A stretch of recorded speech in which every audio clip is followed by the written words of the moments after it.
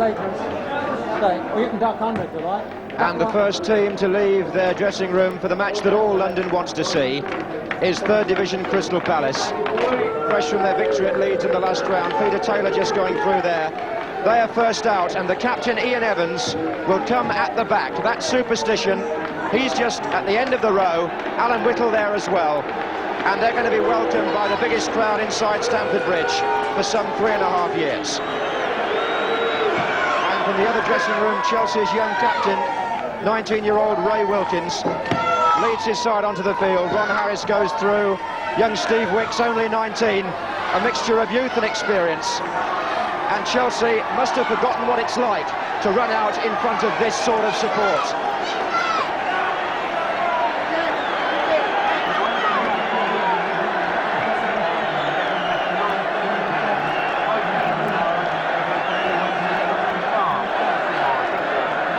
That stand on the far side has been a white elephant for so long, but today the whole circus has very definitely come to town. Eddie McCreadie named his Chelsea team shortly before the kick-off, and it shows that 19-year-old Steve Wicks is preferred at number 6 to David Hay, and at number 10, Ken Swain gets the shirt that would have been worn by the now retired Ian Hutchinson, about whom Eddie McCreadie had some words to say, I gather, before the players left the dressing room. Number 11, Bill Garner, made a late recovery from flu, and Chelsea have decided to risk him. The Crystal Palace team is the one that won at Leeds.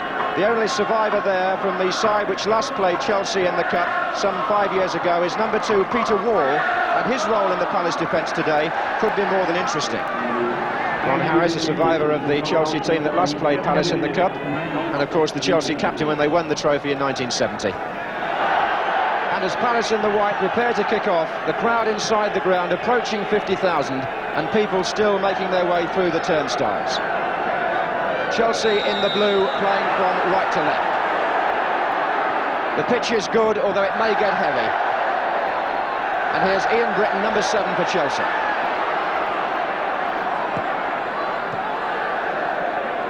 Wilkins, wide for Gary Locke. It's down the line for Swain. Now Garner and Evans. And already an interesting tactical development here. Chelsea look as if they're playing 2 wingers. Did well, Wilkins still down the right if he needs him, but he's got Locke coming through. The nearest we've been to a goal, and the nearest that Gary Locke will come without scoring.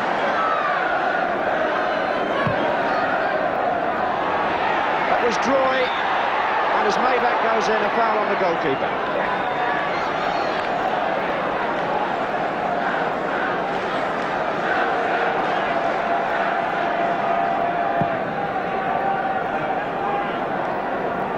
Wicks and Swindlehurst.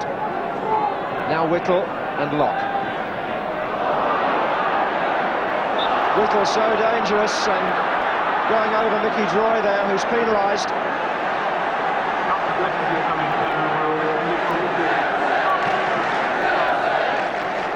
Benetti checking that his wall is in the right position. Palace with 3 men to come in from this side. Peter Taylor again on the ball.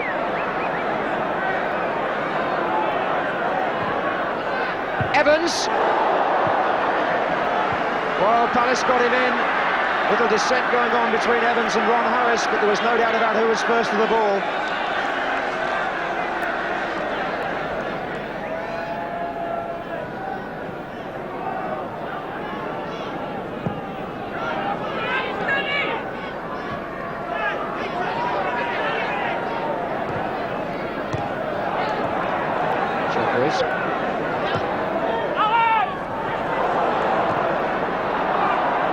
And again, Palace building well. Here's Whittle.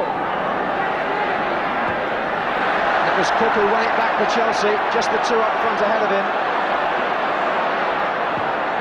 One of them is Maybank. Now Harris.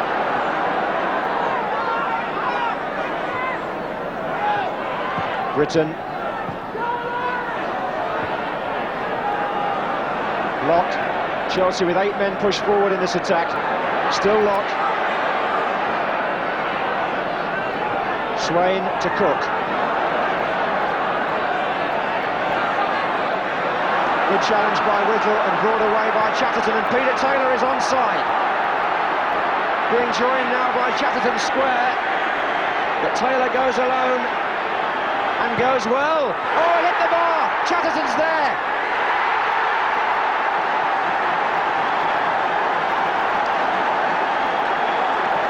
Chatterton raises his arms in delight. The Palace supporters celebrate, but all the credit to Peter Taylor. Taylor, who was on the break there, prepared to take them on, went round the back, got a shot at it, crashed against the underside and seemed to come out, and Nicky Chatterton did the rest. So Palace get the all-important first goal 10 minutes before half-time.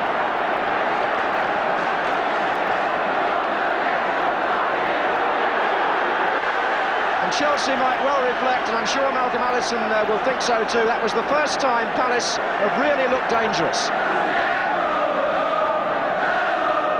Troy.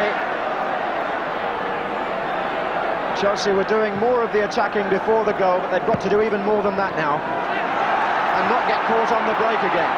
Here's the man that did it, Peter Taylor. Swindlehurst is to the right and Whittle to the left.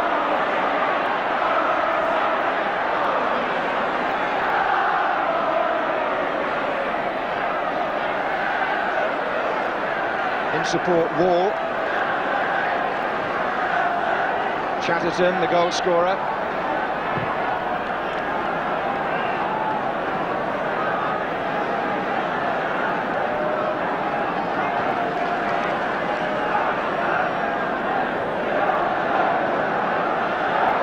Cook. Although they played two wingers, Chelsea haven't really got to the dead ball line yet.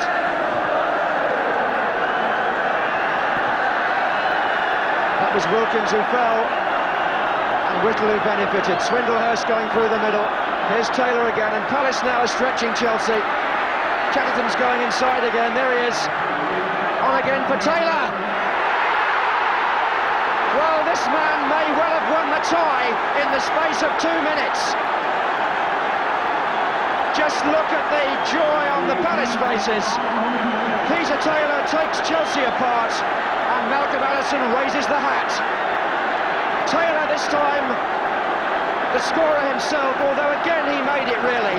Brought it inside, got the return from Chatterton, and that low left foot shot beat Vanetti. And still the fighting going on the terraces. What a shame that the crowd have spoilt this, because Palace are playing some football now. And the half-time whistle goes. We still don't know the full extent of that crowd trouble behind one goal, but it's pretty bad in places, you can see from that. But no doubt at all what's happening on the field. Third Division Crystal Palace have snatched 2 goals at the most important time. Peter Taylor making them both, scoring one himself, and Chelsea with it all to do in the second half. Back on the pitch, Chelsea with 2 goals to make up, playing in the second half from left to right. And my word, what a cup tie this is going to be if they can get back in the hunt. 2-0 the score by which Chelsea beat Palace, the reverse scoreline when they last met in the Cup 5 years ago here at Stamford Bridge. Wilkins comes to Britton, that was a good ball. Garner's coming in, and Evans doing very, very well as Garner came in behind him.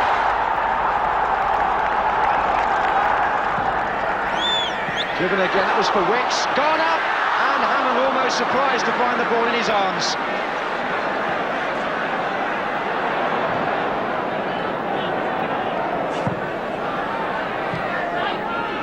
Swindlehurst holding things up.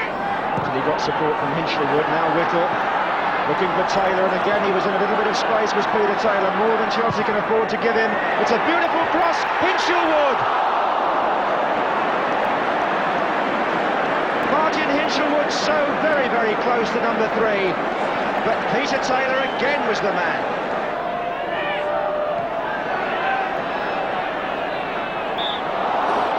just turning away from Britain before he was fouled. What a match Chatterton's had. He scored 2 last week against Swindon, and he's made 1 and scored 1 this afternoon. Evans, number 6, a target. Here's Jump.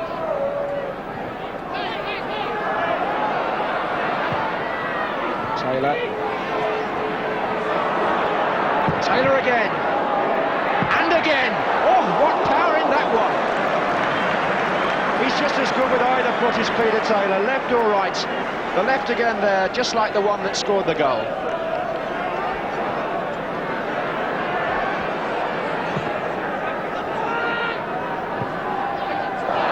Maybank gets the better of Wall.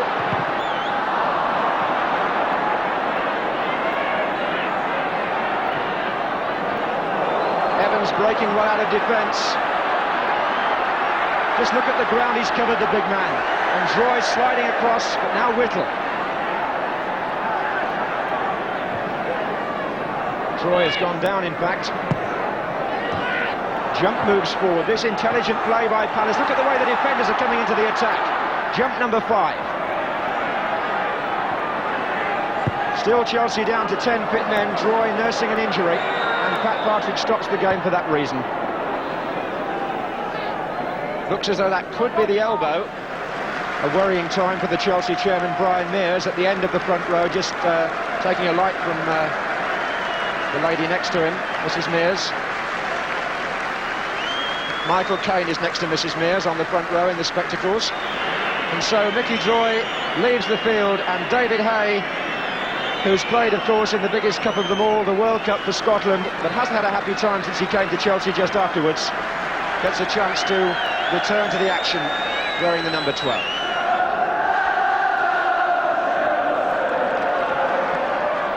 Ronnie Harris.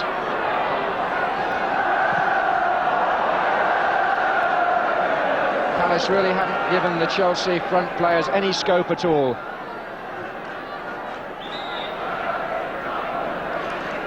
And Stuart Jump, who was penalised there, has played as well as anybody.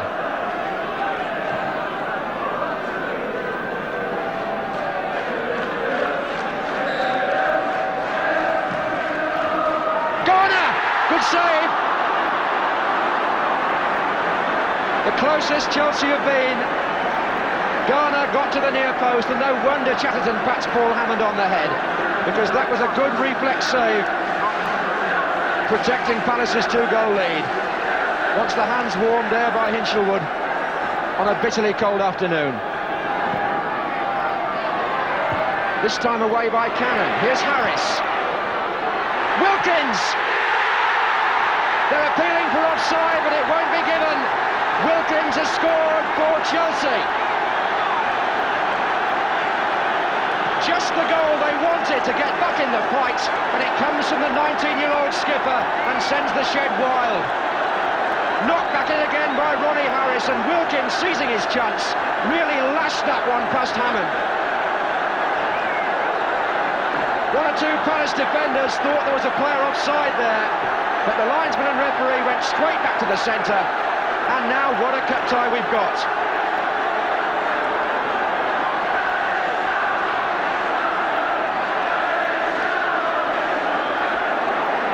Can Chelsea do what Palace did in the first half and put the second one to the first?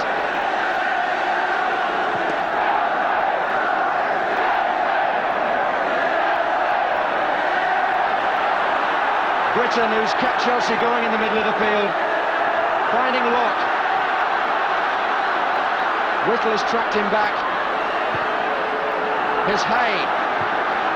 That's a good-looking ball. Maybank, Garner! And at last, with David Hay now on the field, Chelsea are beginning to find one or two gaps that didn't seem to be there in the first half.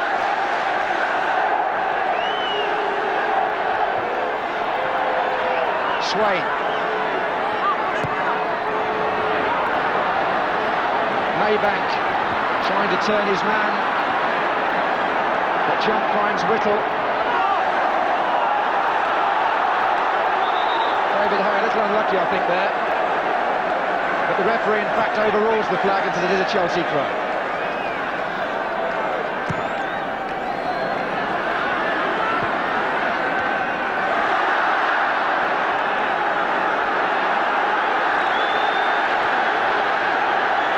Marvellous atmosphere now inside the ground. Hay and Wicks have pushed up for the corner to support Ghana in the air. Wicks! Oh yes! What a moment for the 19-year-old defender, he can't believe it! Steve Wicks has equalised. In his first season, he gets a goal he'll never forget. The corner from the right, Wicks up at the far post, and it's 2-2.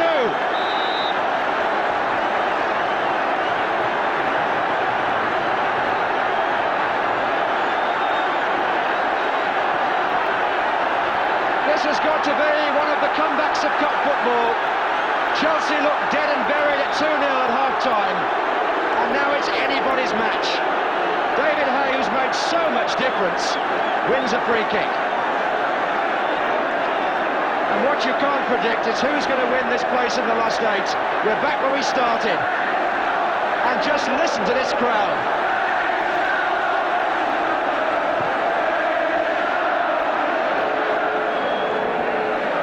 The goal coming in the 72nd minute. And Eddie McCready and Brian Mears, the chairman in the stand there, must be absolutely delighted, as much as Malcolm Allison on the other side of the gangway must at this moment feel deflated.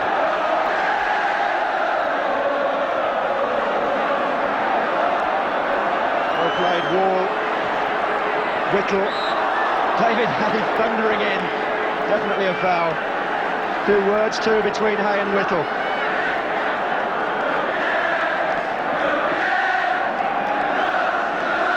And a few words from Pat Partridge. A tribute to the referee and to the players that in this rip-roaring atmosphere the game has stayed clean and controlled.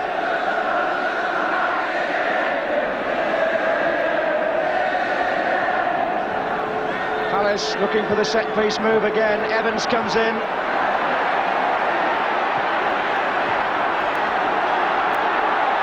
Just jumped, they'd left back. There's nobody offside. It's an awkward bounce, but Bonetti didn't get it. Cannon came in and hooked away by Ronnie Harris. Whittle now, knocked off the ball by Bill Garner. Foul.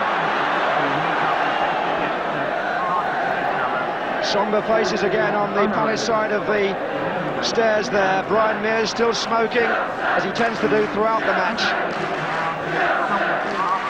I don't think the chairman would mind a replay here in the financial position the two clubs find themselves. And it's a replay we're faced with if nobody scores again.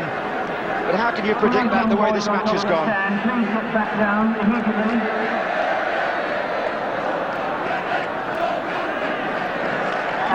The pressure is back on Chelsea and on Peter Bonetti to get his wall right. Whittle standing in it.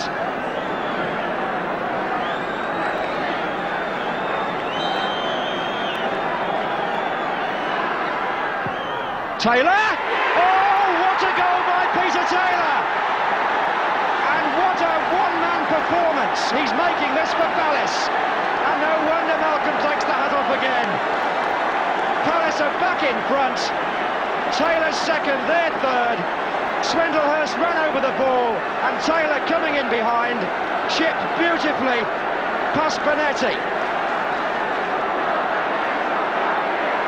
13 minutes from the end, and now it's Chelsea 2, Palace 3.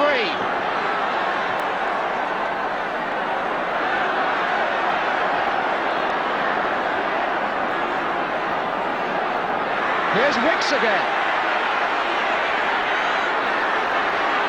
Hinshelwood trying to get it away. Comes to Wilkins, and a foul given.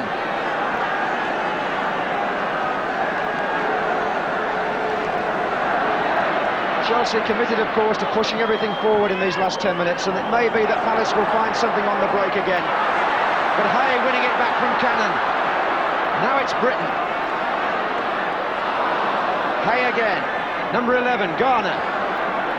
To Cook. 6 blue shirts waiting in the middle. Here's Locke in some space. Cook again. And again Locke. Well driven. Oh, it came off Swain, actually. He couldn't really turn on it.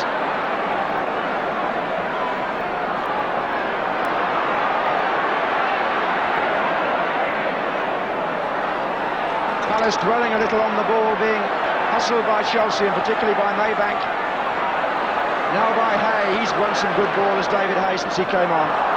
But this is Swindlehurst.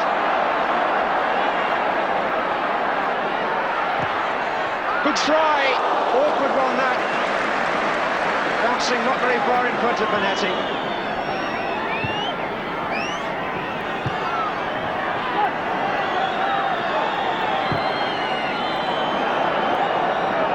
Palace have really made it hard for Chelsea these last 10 minutes to get in the important area of the field, and there it is.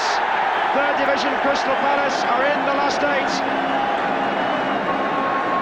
And the man that put them there was Peter Taylor, scorer and maker of the first half goals, and then after a marvellous Chelsea recovery to 2-2, producing that beautiful goal from the free kick, which was good enough in the end to win the tie.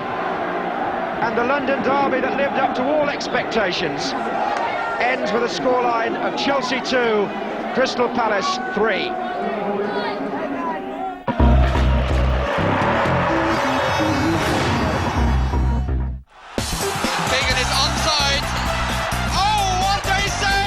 Atkinson takes his seat. Terry Venables looks disappointed. Those fans for the moment are absolutely delighted. And still the fighting going on the terraces. Eh? Oh, my word. Sammy McAvoy with the new hairstyle. Oh, what a beauty! The good old days of British football. I look upon myself as pretty fortunate to have been there. The Dead Good match continues tomorrow night at 10 on ESPN Classic.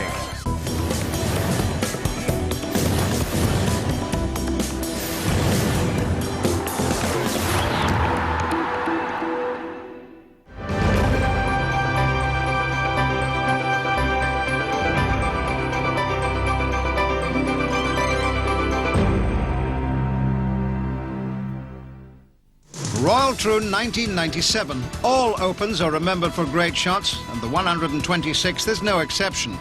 With this beautifully judged chip, 25-year-old Irishman Porrick Harrington ensures a 5th place finish behind eventual winner American Justin Leonard. And another US star, Fred Couples, makes an outrageous third-round eagle at the 11th, the railway hole. With a round to go, he's in 3rd place, but for the 2nd year running, finishes 7th. Another golden moment in the Open.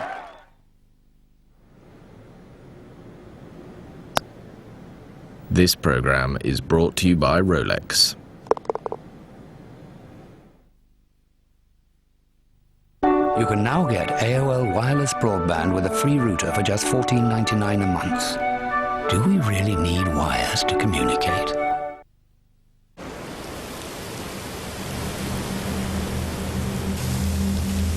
UVA exposure from the sun causes long-term skin damage. And if you knew that more than half the annual exposure your child receives could happen during their summer holidays, you'd protect them with Boots Sultan, the #1 range of children's 5-star UVA protection.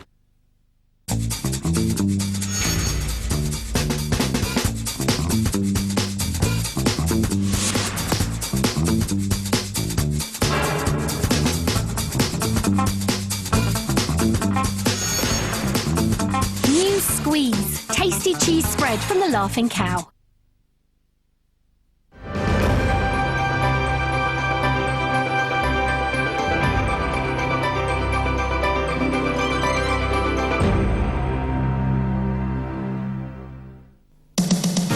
In 1972, Jack Nicklaus had won both the Masters and the US Open, so came to Muirfield looking for the 3rd leg in that elusive Grand Slam. After 3 rounds, he trailed Trevino and Jacklin by 6 shots. But with 6 birdies in the first 11 holes, Nicklaus was putting together one of his famous charges. He'd finish the round at 5 under par and would be the leader in the clubhouse. Another great moment from the Open.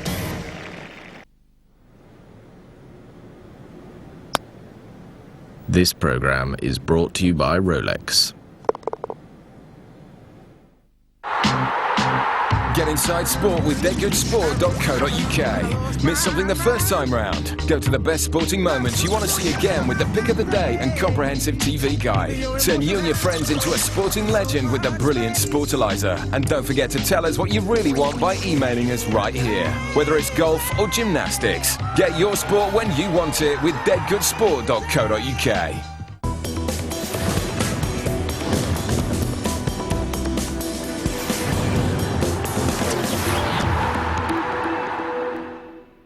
Rugby now, and you know, Italy have been steadily improving since they joined the expanded Six Nations, and of course their arrival is good for the spread of the sport and all the rest of it.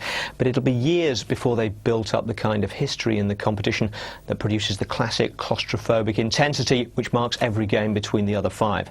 That's what we've got for you now. Classic Five Nations Rugby.